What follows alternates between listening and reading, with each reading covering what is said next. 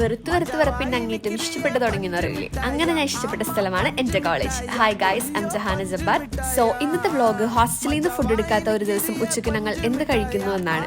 ഞാൻ പഠിക്കുന്നത് KMCT law college കുറ്റപ്പുറത്താണ്. So ഞങ്ങളുടെ കോളേജ് കഴിഞ്ഞ് അടുത്തൊന്നും അധികം കടകളൊന്നുമില്ല. കുറച്ചൊന്ന് നീങ്ങി കഴിയുമ്പോൾ കുടുംബശ്രീ ചേച്ചിമാർ നടത്തുന്ന ഒരു കടയുണ്ട്.